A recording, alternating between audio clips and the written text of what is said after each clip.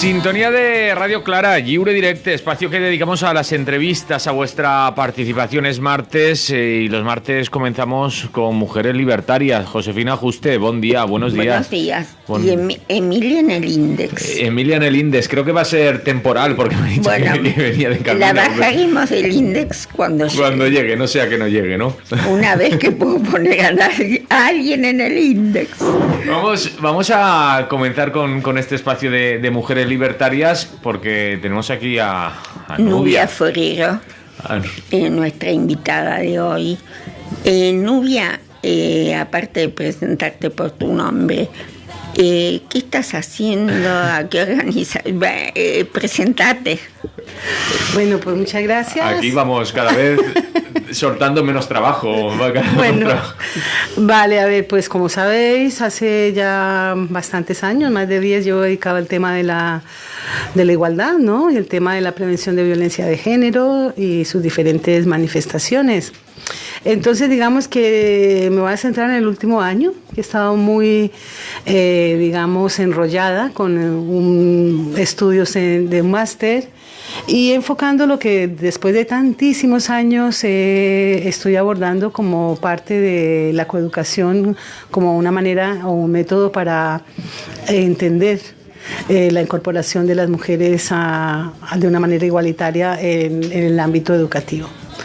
Y es lo que hago, llevo muchísimos años trabajando en torno a esto y ahí es lo que tú me digas, te voy contando y te voy compartiendo, o bueno, os voy compartiendo a todas y a todos. ¿Por qué insistís tanto en coeducación?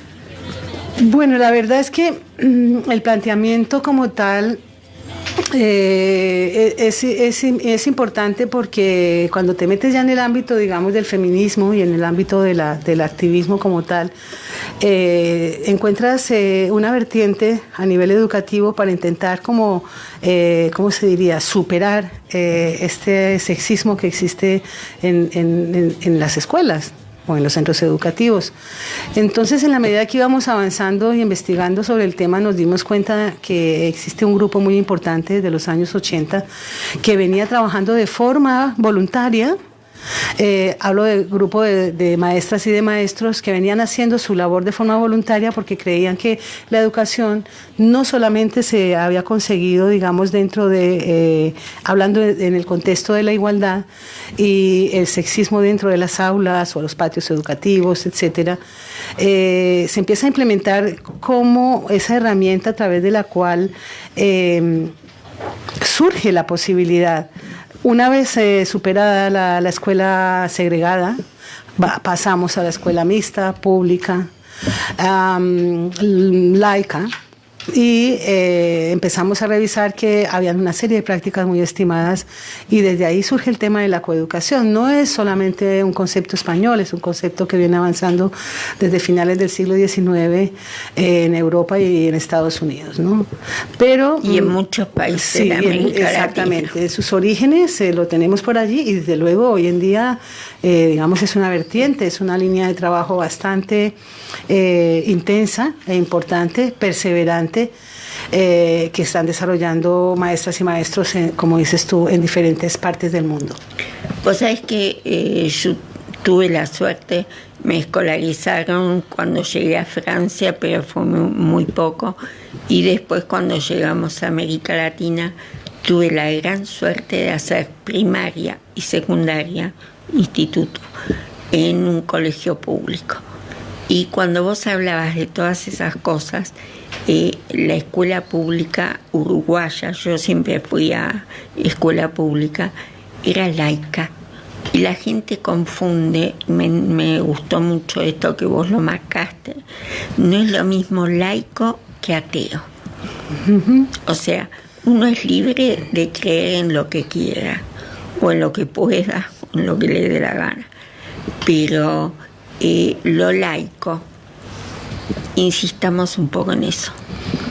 Sí, porque, a ver, el proceso, vamos a ver, centrémonos un poco, sin ir más lejos, coloco siempre un ejemplo que es un tema de memoria y de reivindicación educativa de las mujeres. Y yo generalmente parto de este ejercicio para decir, bueno, mi abuela, sin ir más lejos, y mi madre, qué oportunidades tuvieron para acceder a la escuela. Y vemos cómo, dependiendo del ámbito donde estuviesen, fuese un ámbito rural o fuese el ámbito de la ciudad, estaban cruzadas exactamente por la misma diferencia, puesto que la mujer no estaba pensada para que ella estuviese involucrada en el ámbito público. Sabemos, es una historia que no voy a repetir, que estábamos siempre segregadas al espacio privado, a la maternidad, a la tarea de los cuidados y a la reproducción. Como mucho, si se podía saber leer, cantar, era lo máximo, y obviamente algo de catecismo, fundamentalmente en términos ya dentro de lo que estamos hablando de lo que era una concepción básicamente cristiana, ¿no?, que con el paso del tiempo se ha ido superando. Desde luego, es importante tener esa memoria, porque la presencia de las mujeres en la educación ha sido paulatina, ha sido lenta. Los logros y los avances hoy en día los podemos remarcar, los podemos situar como que la mujer tiene hoy en día o pertenece a, obtiene hoy en día unas importantes titulaciones y calificaciones, ya hablemos del ámbito universitario. Y la mayoría en este momento, el 53 o 54% de la matrícula universitaria son mujeres. Exactamente. Entonces, tanto en el ámbito universitario empieza a plantearse desde los estudios de género si es que realmente hemos alcanzado la igualdad en términos, si nos basamos en digamos, en estos porcentajes, en esta realidad, ¿no?, de participación de la mujer a este nivel, al ámbito universitario. Pues esta misma pregunta, si lo hemos alcanzado y si la igualdad realmente la podemos dar por conseguida, los estudios nos indican que no. Los estudios nos indican que tenemos que continuar trabajando por una igualdad efectiva y real, para eliminar todo tipo de brechas, entendámonos con la perspectiva de género, ¿no? Las brechas salariales, las brechas informáticas, de las nuevas tecnologías. Podemos hablar de la importancia de este nuevo término que estamos en pleno siglo XXI en una ciudadanía global, como es la feminización de la pobreza, etcétera. Entonces, continuamos en cualquiera de los casos viendo que las mujeres seguimos afrontando un gran peso de la realidad social, un soporte de ese 50% que la humanidad nos ha dado o nos ha otorgado de invisibilidad. Consecuencias drásticas, consecuencias reales que a nivel económico, político, cultural, pues las sociedades más avanzadas y en vías de desarrollo justamente estamos soportando. Vamos a saludar a Emilia, o aún la tienes haciendo penitencia para ver si sale del índex. Podemos sacarla del índex. Pues le dejamos hablar. Pero me presentáis y todo. Perdón, te habíamos puesto temporalmente en el índex. Como he visto que se ha puesto a estudiar, la hemos sacado. Como vimos que llegaste en tiempo y forma, te vamos a sacar del índex. Sí, porque además tengo preguntas que a lo mejor meto la pata porque ya están hechas, ¿no? Pero que por ubicarme un poco más, yo quería saber qué era esto del proyecto de los proyectos de Agenda del 2030. Vale, pues en este camino que os estoy contando desde el comienzo, y de cara a la coeducación como un modelo para poder, es decir, la coeducación planteada como una vez alcanzada la escuela mixta. Vamos a aclarar, no está alcanzada la igualdad real, ¿vale? Por lo tanto, se plantea la coeducación como la alternativa, como solución para seguir desarrollando el camino de la igualdad, entendida como una construcción obligada para hombres y mujeres. La coeducación no va única y exclusivamente enfocada a, obviamente, la raíz está en la participación, los roles de sexo, los estereotipos, etcétera, sino que intenta que esa nueva valorización del concepto de lo femenino y lo masculino entre en equidad. Entendemos entonces, por ejemplo, con esto la participación de la mujer en diferentes estamentos a nivel de lideresas, a nivel de ámbito político, público, ¿cómo lo podemos entender en términos de la visibilización de ellas en los libros de texto? Me pareció importante, vuelvo un poquito para atrás, cuando vos marcaste, porque ojo, a las mujeres las empezaron a escolarizar y empezaron a insistir en la educación cuando el modelo productivo necesitó incorporar esa mano de obra. Debe ser la década del 50 por ahí, porque hasta ahí mucho no calentaba. Si las mujeres se educaban o no. Sí, vamos a ver, yo creo que todo esto responde un poco cuando hablo con las personas con las cuales tengo la oportunidad de abordar el tema de la igualdad, la coeducación, y ya le respondo también a Emilia acerca de los objetivos de desarrollo sostenible. Parto del hecho de que el planeta entero está en deuda con ese 50% de la humanidad, de las mujeres en concreto. Imaginémonos la mujer ama de casa, imaginémonos esa mujer que ha trabajado toda su vida y que no ha cobrado nunca una pensión, ni la aspira a cobrar, a no ser que sea una contributiva hoy en día, en concreto en España, que está casi por los 410, creo. O si no, una pensión de viudedad. Entonces, ¿qué ha pasado con ese dinero? Millones y millones, vamos a poner, de euros en concreto, que el sistema capitalista ha usurpado desde el puesto de trabajo, entre comillas, puesto de trabajo o labor doméstica de la mujer. Sostenimiento de la vida de todo el mundo. Hay una injusticia que actualmente debe estar presente en las agendas políticas en cuanto a cuál ha sido el papel y cuál es la indemnización moral y económica que el sistema actual, la evolución en pleno siglo XXI, debe a la mujer ama de casa, mujer paridora, mujer cuidadora, mujer centrada en la administración justamente de la casa, pero invisibilizada, ¿no? En situaciones en donde las cuales hay millones de personas, mujeres en este caso concreto, que se encuentran en una situación de vulnerabilidad cuando llegan a la edad en que no han podido cotizar a la seguridad social, no tienen, por supuesto, entonces un derecho a una jubilación. Lo peor es que esto está naturalizado a nivel social. O sea, bueno, te casás. O sea, parece que fuera o una profesión o no sé. Se casó, se quedó, perdón, te casás y cumplís un rol productivo, además de reproductivo. Un rol productivo concreto. Claro, pero ese rol productivo concreto con el sesgo de género claramente instalado, es decir, naces para ser ama de casa, naces para ser madre, naces para cuidar, naces para cocinar, para limpiar. Ese rol como tal en concreto es justamente esa naturalización que tú dices, ¿no? El hecho de ser mujer, nacer mujer, para este tipo específicamente de contribuciones a la sociedad.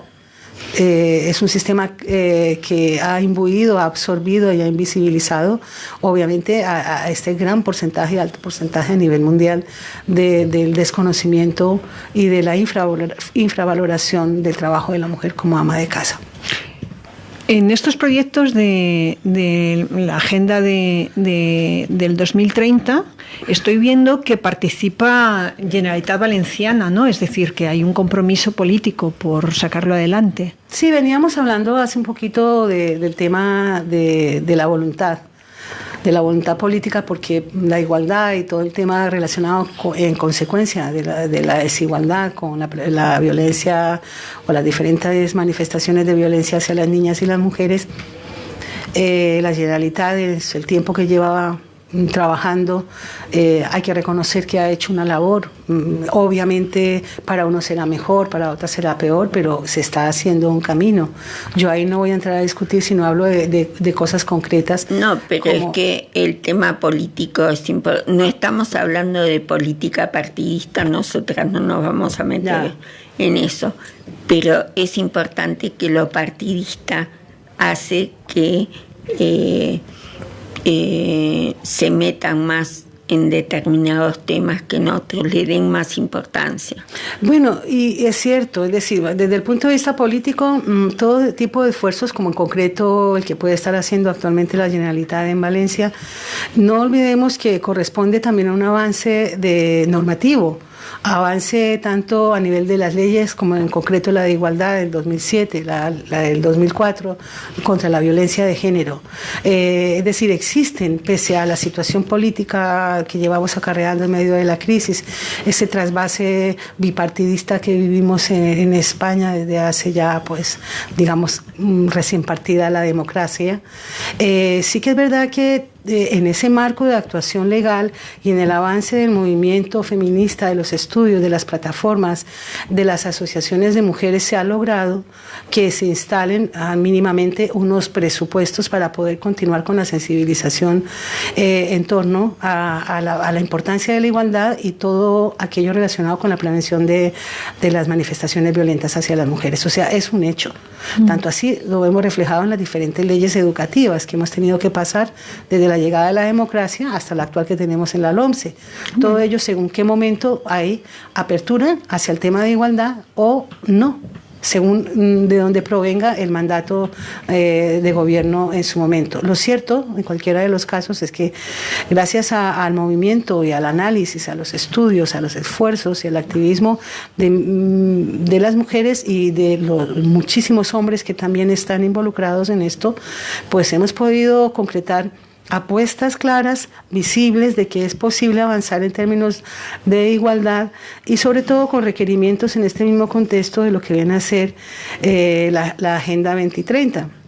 Esta agenda que promueve los objetivos de desarrollo sostenibles y en concreto por primera vez un texto legal que trae transversalmente todo el tema de la igualdad, la perspectiva de género que tantas veces estamos echando de menos hasta en un mail, por decirlo de alguna manera, o en un periódico, o etcétera. En cualquier sitio. Entonces, un lenguaje adecuado, un lenguaje que incluye a niñas y a niñas, y a niños, incluye a mujeres y a hombres, y sobre todo, de forma muy transversal, la Agenda 2030, por lo que me estaba preguntando Emilia, encaminada en dos de sus objetivos primordiales, el 4 y el 5.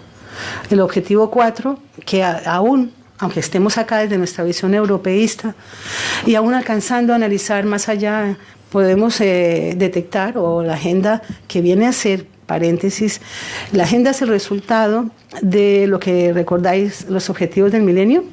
Pues se fue una evaluación que se hace de estos objetivos, los no alcanzados se reestructuran y es lo que conforman la Agenda 2030. Entonces, la novedad que acaba de decir, que trae una perspectiva de género con un lenguaje inclusivo, además incluyendo las necesidades del tercer mundo, obviamente, de la mirada sur-norte, o norte-sur, como lo queráis ver, e implementa en su objetivo 4 la necesidad de que todas las niñas del mundo puedan acceder a la escuela. Es decir, estamos enfrentando todavía un reto que, como hemos comenzado el programa, desde nuestras abuelas y desde nuestras bisabuelas, continúa siendo una meta no superada. Y el objetivo número 5 habla del empoderamiento de las niñas, desde los diferentes ámbitos, específicamente, claro, hablando de políticas educativas, políticas de género, para poder trasladar y asumir este segundo reto, pues desde los ODS se está intentando sensibilizar a quienes. ¿A través de quién? A través de las administraciones públicas. ¿A quiénes? Pues a todo aquello que conlleva a centros educativos, asociaciones, etcétera, para poder revisar que hay una serie de asuntos pendientes que todavía nos quedan, tanto fuera, como es el caso de miles y miles de niñas que están sin escolarizar en el mundo, como la otra parte que es la innovación de la Agenda 2030, el empoderamiento de estas niñas. Es que, a ver, yo considero que los estudios siempre son necesarios y la implementación de medidas, bienvenida sea todo aquello que tome conciencia.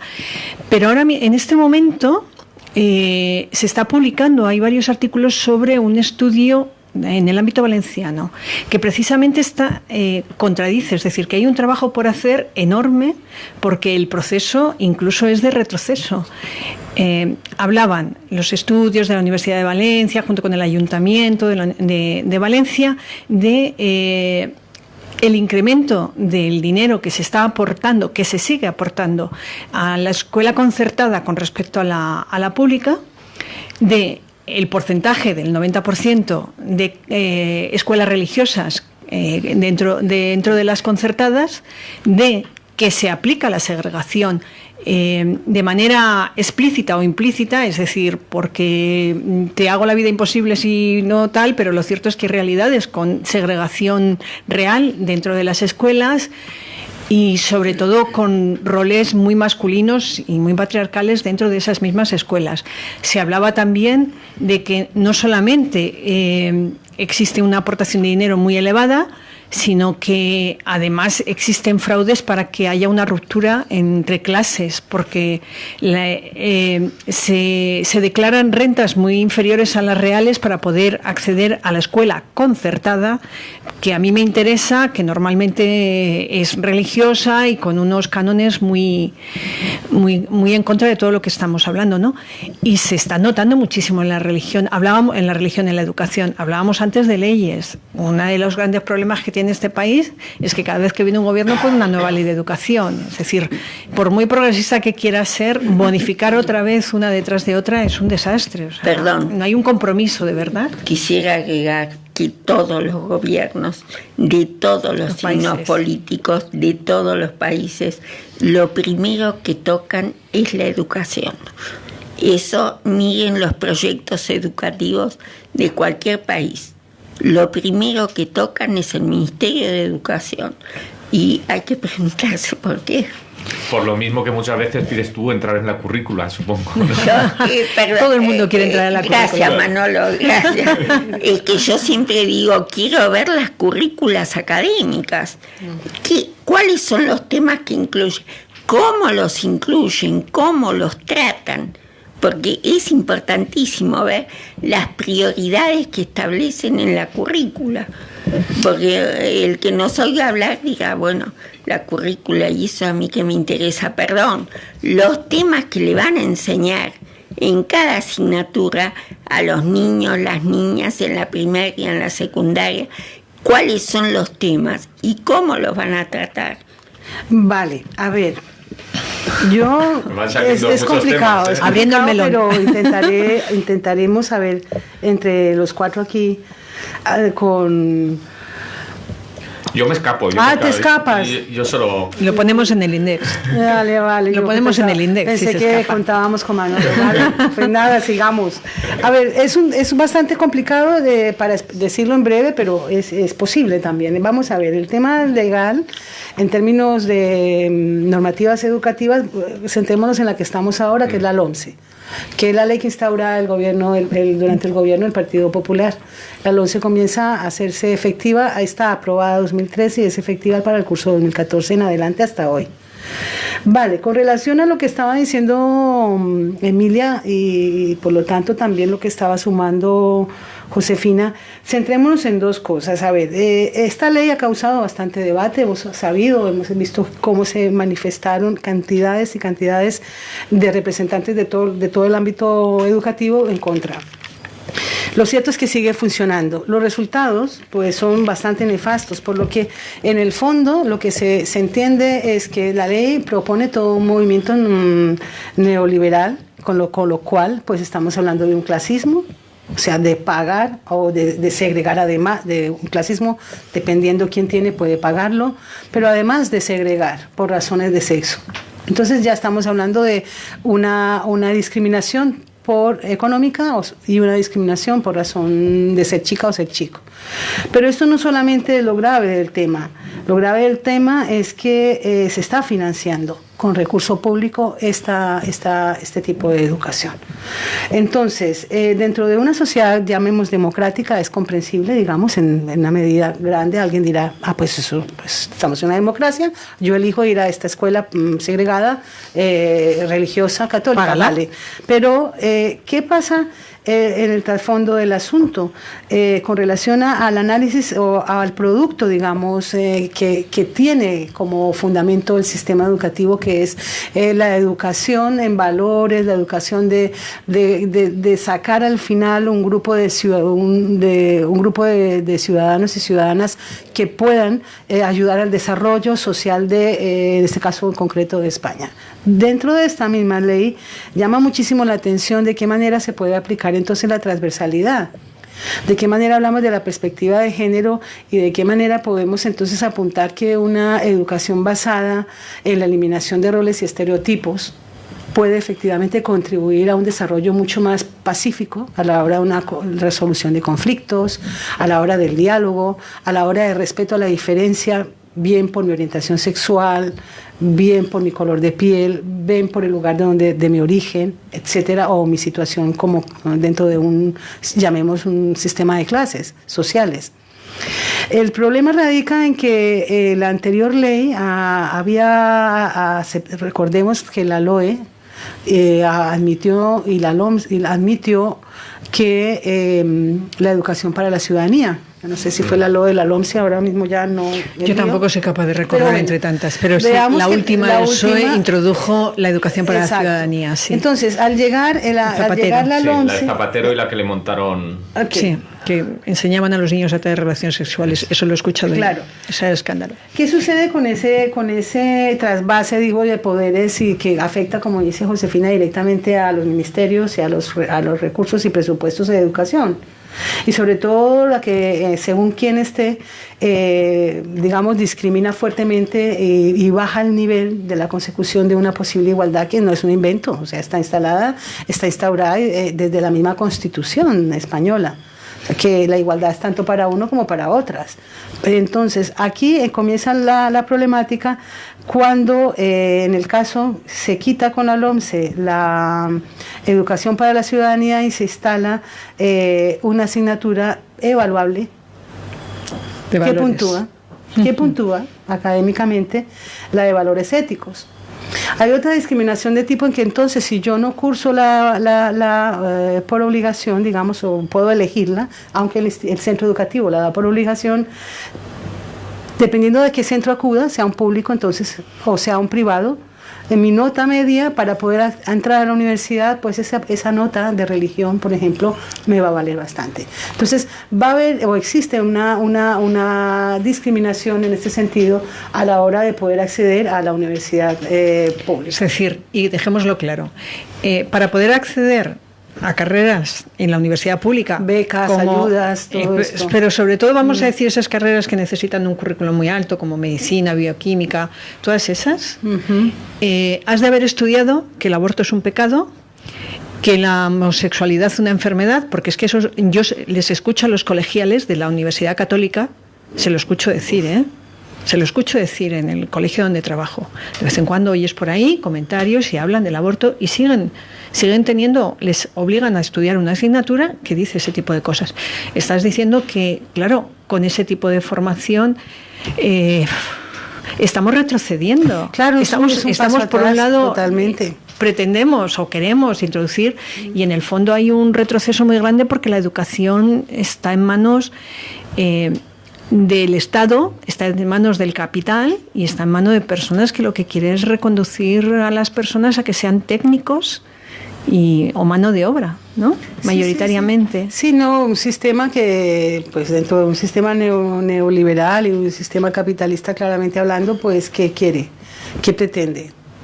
Yo sé que las personas que nos están escuchando ahora saben perfectamente que es una mano de obra cualificada, donde se va a trabajar sencillamente, donde no se cuestiona, no se critica, en donde aparte de la función de la educación como tal, que es formar para tener una inserción sociolaboral claramente que es lo que desea y se pretende con el tema de la educación, también se necesita que los centros educativos como tal dentro de sus currículas, como estamos tratando, se fomente de manera transversal otra serie de valores, ¿no? Que es crítica, que es cuestionar, cómo puedo hablar desde el campo del mismo conflicto, de qué manera puedo comprender las diferencias que hay, los diferentes posicionamientos en torno a una problemática que no solamente es mía, sino que en muchas de las ocasiones es problemáticas sociales y actuales, sin ir más lejos, el tema de la migración dentro del aula. Efectivamente. Porque en este momento la cantidad, tenemos un 30% de migración en España, lo cual eso se lleva a los centros educativos, a los centros de salud, a todas partes.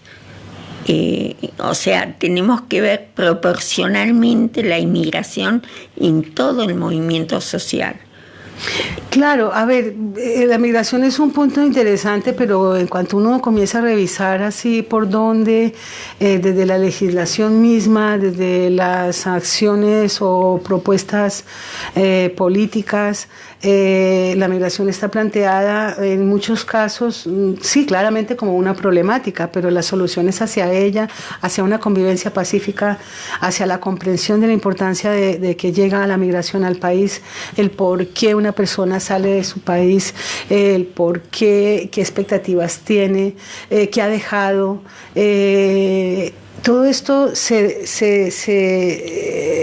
calla, se silencia. Esta realidad debe ser tratada de forma clara en el aula, debe ser tratada directamente para poder visibilizar que dentro del aula tengo una niña o un niño marroquí, o una colombiana, un colombiano, un ecuatoriano, un africano con la nueva oleada que tenemos de migración africana.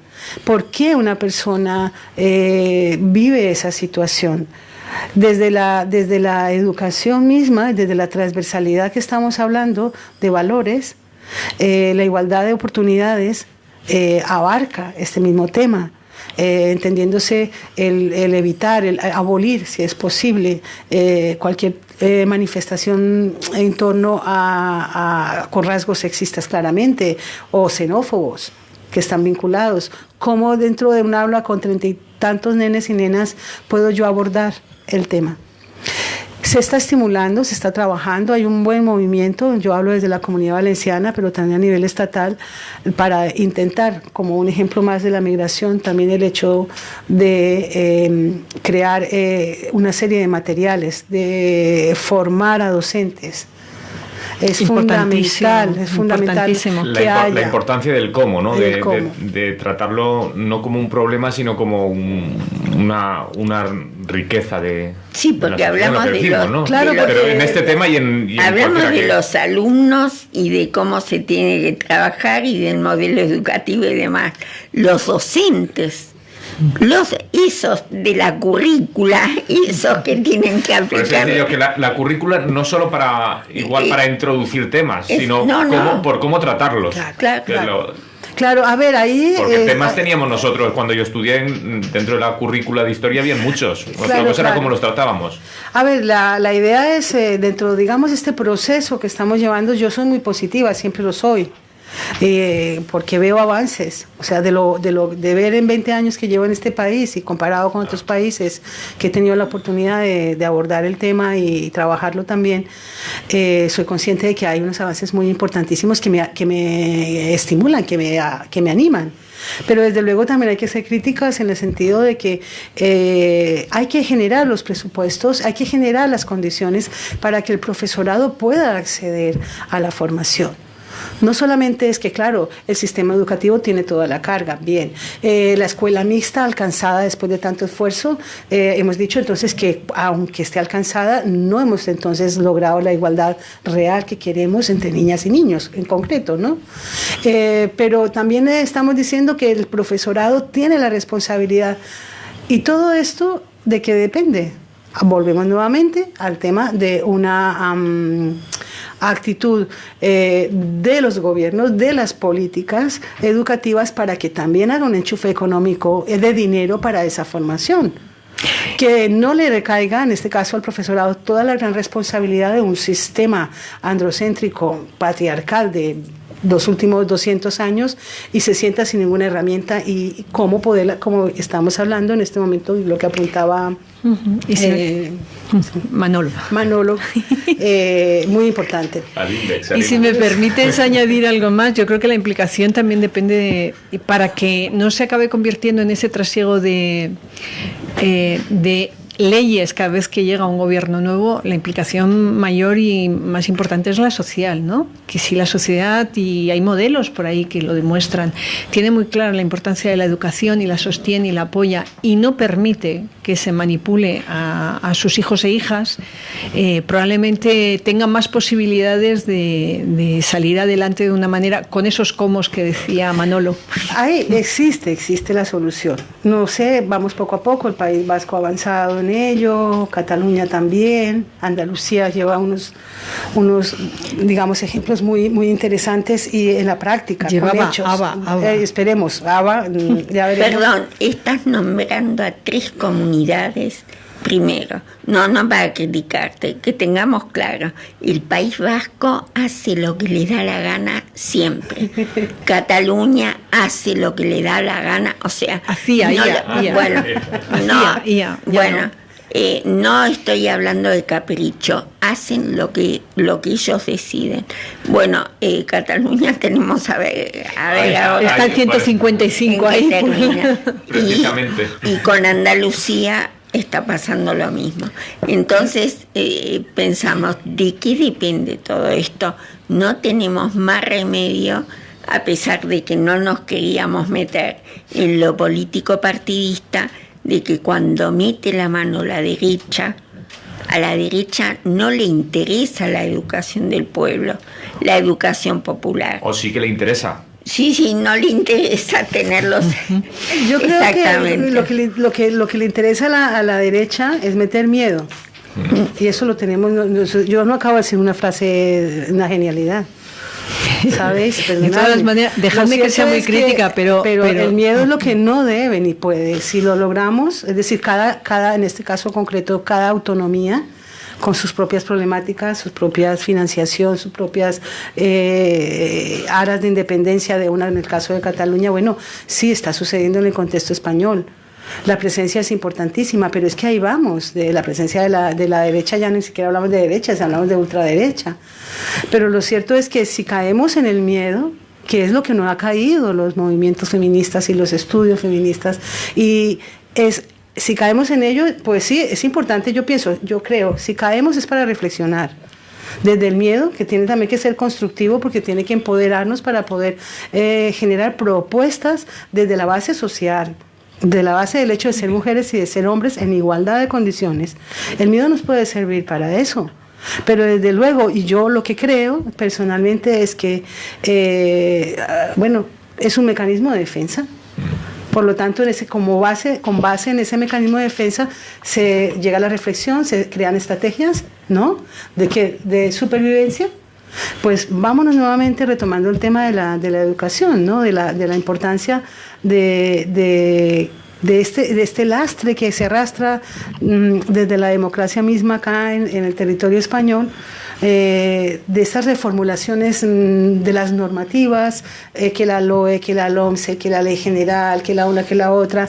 En el fondo lo que vienen es a reconstruir un poco o viene a hacer una radiografía de cómo quienes son las principales, los principales ámbitos afectados, en este caso viene a ser el estudiantado, la familia, el profesorado. Una confusión que los lleva de aquí a allá, que al final que cunde la apatía, cunde el desánimo y sobre todo teniendo sobre los hombros un compromiso tan grande y una responsabilidad como es el de educar, el de crear, porque de cierta manera la importancia de este término conlleva no solamente el centro educativo y no lo que está pasando en la actualidad, de la que se quejan cientos de maestras y maestros, profesoras y profesores que están ellos haciendo el papel de la familia en el aula.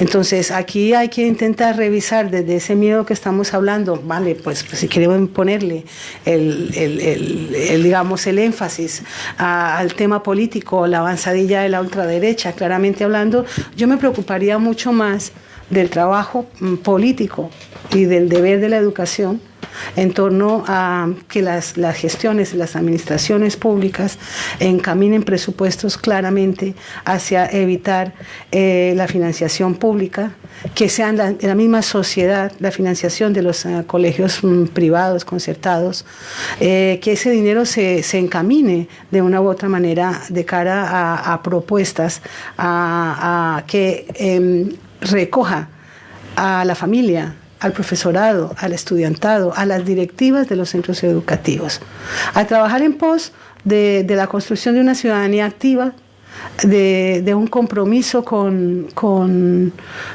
la igualdad y alejarnos de los clichés que la igualdad solamente va y ampara o protege a las mujeres, porque están cambiando muchísimo las cosas. Es decir, tampoco se propone una igualdad donde los niños queden reducidos, que los niños estén sujetos a una serie de clichés y de cambios porque les toca, sino que haya una comprensión, y en el mismo caso de las niñas, en qué momento esa equiparación en términos de valores, de comportamientos, se puede efectivamente desarrollar. Esto es la coeducación. Ese es el planteamiento más claro. Con lo cual, desde las universidades hasta la escuela infantil, de arriba para abajo, de abajo para arriba, da igual, se pretende y se está trabajando. Es lento, se encuentran muchísimas resistencias, porque todo aquello que se hable de igualdad lo encaminamos con el tema del feminismo, ya es que queremos cambiar el mundo. No, vamos a ver que hay personas muy valiosas que están aportando desde su aula, con su granito de arena, un trabajo desde la igualdad. Y ya no hablo yo de la figura del coordinador o coordinadora de igualdad y convivencia que está estipulada recientemente en el ámbito educativo de la Comunidad Valenciana. Uh-huh. Entonces, son muchas cosas por las que hay que transitar y trabajar, unir esfuerzos. Y insisto, el miedo nos tiene que servir para continuar buscando que la transversalidad de género, la transversalidad en los valores humanos, en los derechos humanos, se trabaje desde el aula. Pero por favor, no podemos darle toda la responsabilidad a la escuela mixta, toda la responsabilidad al sistema educativo.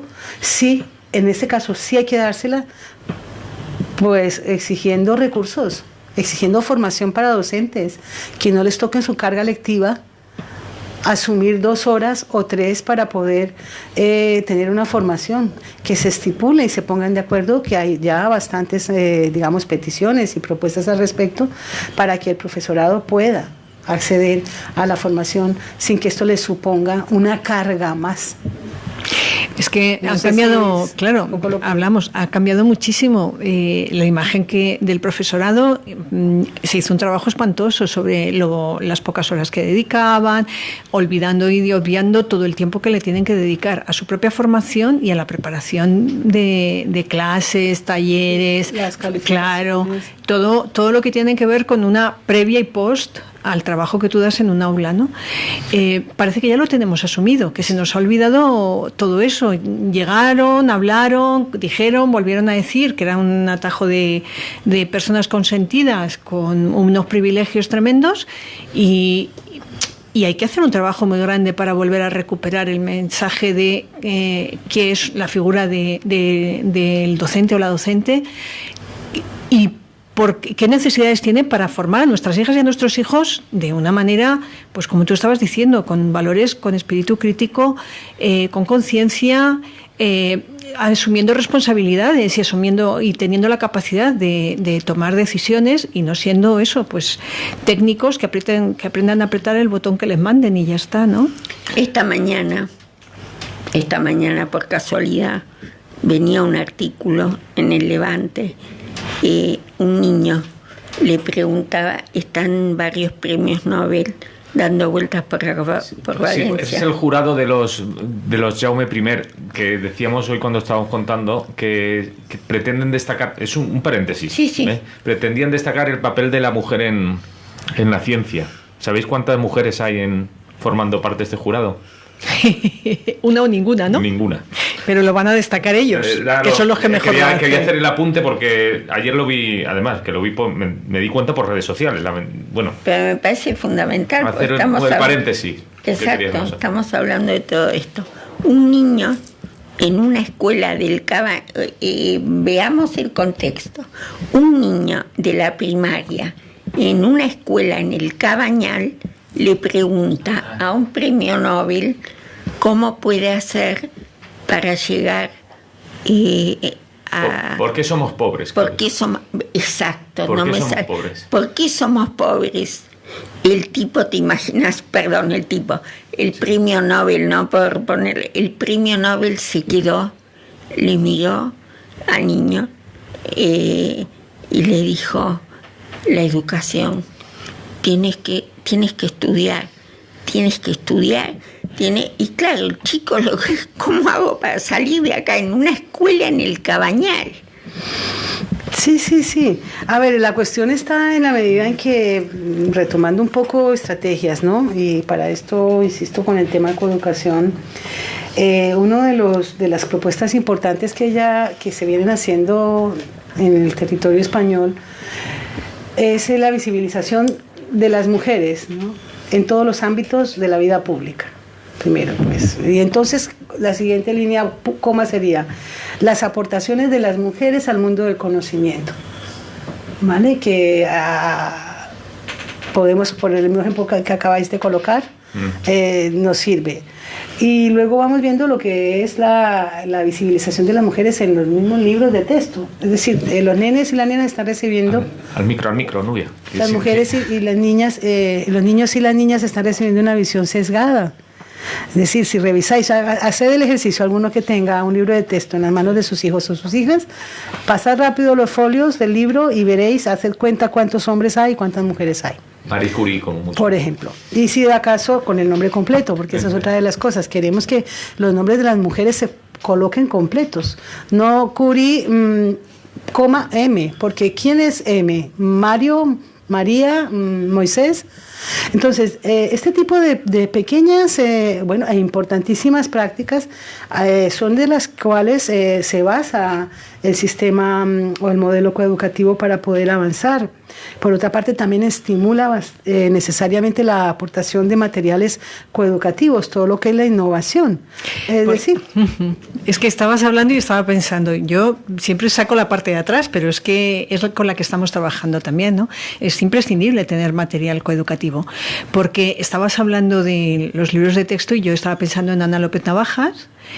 Y recuerdo que todavía estaba la ley anterior y ella decía, en los libros de texto, en los materiales que hay para educación a la ciudadanía, que es una asignatura nueva, que ya tiene una conciencia y un perfil igualitario, pasamos de estar representadas en un 5, un 2, un 3% a un 25%, como mucho. O sea, el máximo en momento, o sea, en una asignatura que promueve la absoluta igualdad, que debería de ser incluso poner más mujeres para empezar a romper, y no, como mucho éramos un 25%, y mucho de esto tiene que ver con los grandes enemigos que existen y con los que hay que luchar mucho, las editoriales. Las editoriales están en manos de quienes están, ¿no? Pero entonces es imprescindible trabajar. ¿Quiénes son los socios los socios?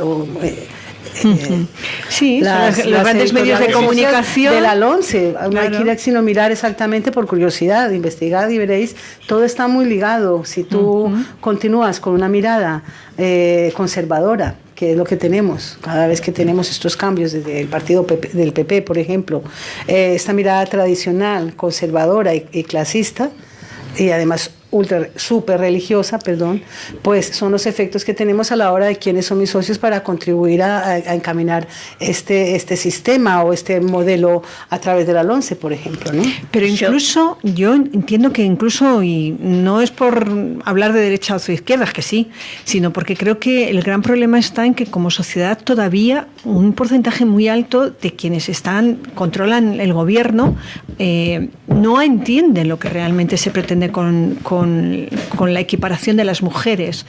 No lo entienden en absoluto. Piensan que con unas determinadas pinceladas que son muchas veces formales, pero que no profundizan en la raíz, ya lo dan por bueno y resuelto, sin acabar de soltar la visión muy patriarcal y muy machista que se tiene de la organización, del organigrama de cada cosa. Perdón, ustedes están volando muy arriba. Bajen un poco. Sí, porque enseguida os voy a tener que cortar. Vamos a bajar ya. Perdón, Bajamos. Bajen un momento. Todo esto, las mujeres dijimos hace muchísimo rato que las mujeres somos más del 50 y pico % de la matrícula universitaria. ¿Por qué cuando tituladas, diplomadas, no accedemos los puestos, los cargos de poder, claro, son hombres en las universidades? A ver, ¿cuántas rectoras hay? ¿Cuántas decanas? Empiezan a ver. Bueno, perdón. Sí, pero no resuelve el problema, solo lo formal. A ver, ¿cuántas decanas? ¿Cuántas rectoras? ¿Cuántas titulares? O sea, estamos en los puestos que... Titular de cátedra, sí, de una asignatura, bien. Eso sí, porque ahí hay que trabajar. Y sí, yo soy docente y sé cuál es el trabajo, ¿no? A ver, pero encima el titular de la cátedra siempre en general es un hombre. Y el decano es un hombre y el rector es un hombre. En pocos casos es una mujer. Entonces, ¿qué es lo que nos pasa? Porque, ojo, nosotras mismas, esto vos hablaste en un momento, hace ya rato, esto de la vida, la reproducción. Una mujer llega un momento en el cual, si quiere tener un hijo y que, aunque tenga ayudas, y estamos hablando, también lo dijiste, estamos hablando desde el primer mundo, desde Europa. O sea, vos imaginate una mujer en el tercer mundo. ¿Y de qué lugar del tercer mundo? No de ciudades de América Latina o africana, sino de la generalidad de América Latina y de África y Centroamérica, y bueno, y sigamos, y Asia ya no quiero ni pensar. Realmente, ¿cómo se está planteando eso? Menos mal que era para bajar. Bueno, a ver, yo creo que es un problema,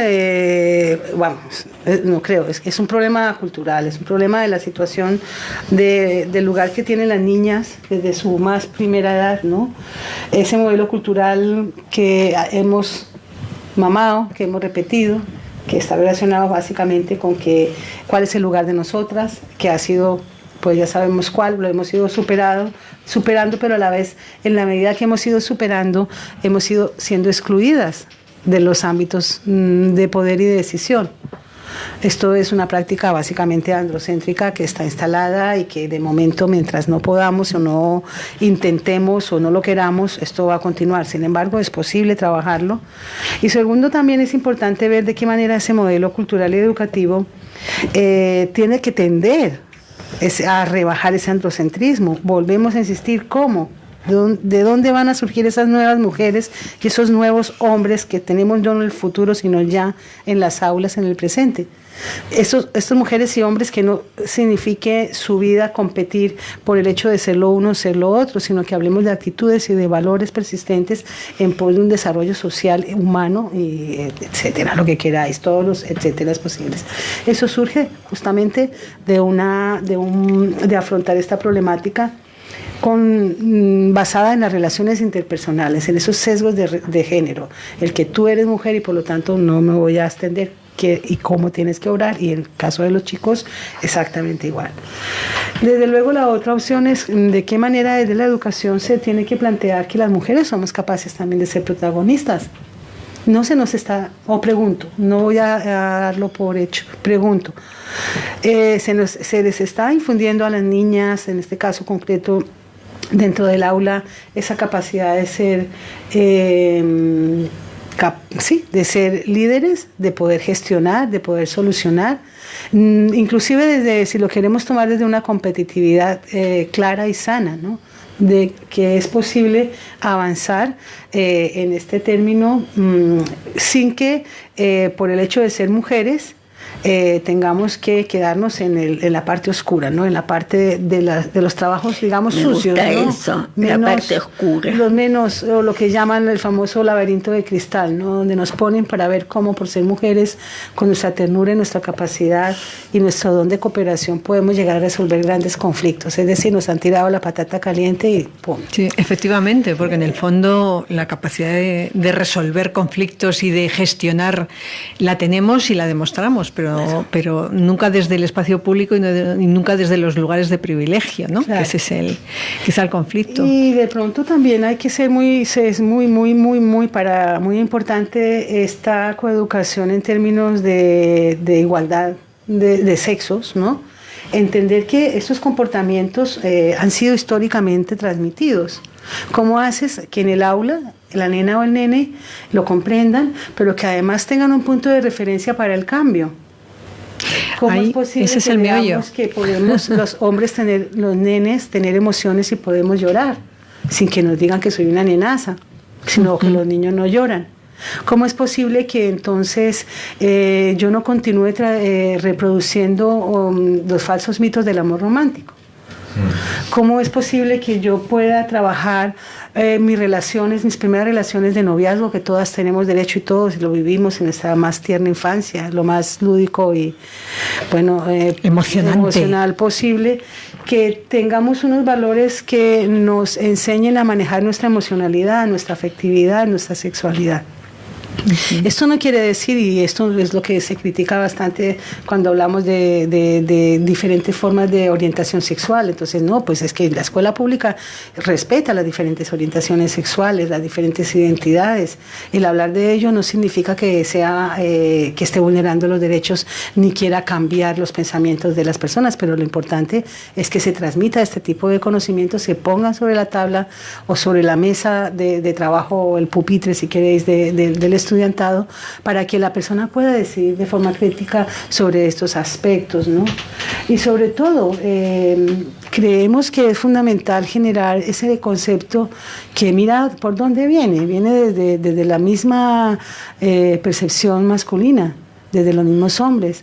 Esto que estamos hablando de las nuevas masculinidades, cómo desde este aspecto se están planteando desde el sexo masculino la no representatividad justamente de este sistema, ¿no? De este contexto, de este contenido androcéntrico, patriarcal, que no lo representan ni a ellos mismos y desde luego hacen una extensión en términos de derechos alcanzados, que es lo que hay que ver, en términos de educación, en términos generales, lo que hemos ganado y de lo que se ha perdido. Entonces, estas nuevas masculinidades están revisando también de forma objetiva la situación de la mujer, que recoge todo, más o menos todo esto que hemos estado hablando en este ratito sobre la mesa. Y que nos daría para hablar muchísimo más, pero se nos acaba el tiempo. Tenemos que seguir otro día, ¿eh? Sí, sin duda. Bueno, yo quiero darle las gracias y disculparme, le hemos hecho una entrevista complicada, Nubia, ¿eh? Yo soy consciente de ello, de que le hemos puesto muchos aprietos. Le gusta. Sí, y además es muy buena saliendo de los apuros. Tengo que daros las gracias y salir de los apuros. Es que yo cada vez que me decís que venga, yo me lo planteo, no, faltando 10 minutos antes de coger el autobús, digo, voy a llamar, no, porque es que me van a poner... Me van a liar. Pero digo, no, que voy para allá, no, pero de verdad es una anécdota, es mentira, me encanta venir, me habéis dado mucha fuerza, muchos ánimos y siempre es un placer estar con Josefina, con Emilia y con Manolo. Borramos. Yo no sé si Manolo o le digo a veces Manolo o Manuel, entonces es donde me confundo. No tengo problema. Muchísimas gracias, sigamos para adelante, pensemos que hay soluciones desde el miedo que nos permita reconstruirnos un discurso igualitario, que los niños y las niñas, que son nuestro deber y compromiso, sean el presente de la lucha por la discriminación y la injusticia. Muchas gracias a ti. Si queremos lograrla, tenemos que trabajar, seguro. La labor que hacéis es imprescindible. Ahí estamos. Gracias. Emilia, que no se nos pase porque está ya en marcha, en marcha la caravana. Sí, ya está la caravana. De hecho, ya hay un borrador de programa bastante cerrado. La caravana de Abriendo Fronteras, que lleva 4 años, que estuvo en Grecia, estuvo en la frontera sur, llegó hasta Melilla, estuvo en Italia y ahora vuelve a bajar a la frontera sur porque los conflictos más gordos están aquí, obviamente, lo sabemos no hace todas. Falta irse lejos. No, aquí ya lo tenemos todo. En lugar de Melilla iremos a Ceuta, pero ya está en marcha. Será del 12 al 21 de julio. Y desde Valencia se está empezando a organizar la caravana, el autobús que saldrá de nuestro territorio hacia primero Granada, Motril, Sevilla, algún sitio me dejo por ahí, luego Tarifa, Ceuta y Huelva. Que a Huelva todo nos suena, parece que tenemos como más sensibilidad con todo lo que ha pasado, pero bueno, sabemos que en todas partes hay dramas y muy gordos en toda esa zona. Decía del 12 al 21 de julio, y quien tenga interés en participar yendo o aportando de la manera que considere oportuno, hay una asamblea abierta el día 12 de junio a las 19 horas en Carre Volta, en la calle Santa Teresa, número 10. Animar a que os suméis, quienes tengáis interés, y espero que seáis muchas, y os esperamos el próximo miércoles 12 de junio. Dicho queda, ahora sí, lo dejamos por aquí, la semana que viene volvemos a charlar. Nubia, si quiere, sin problema. Yo ya vuelvo un poquito más adelante. Porque soy un poco liada, no sino por otra cosa, por eso nada más. Gracias. A vosotros. Muchas gracias. Un beso grande. Un abrazo, salud y, como decimos, Mujeres Libertarias vuelve la semana que viene. Hasta el martes. Nosotros continuamos por aquí. Salud. Lliure Directe, Radio Clara. Fins així l'espai de dones llibertàries.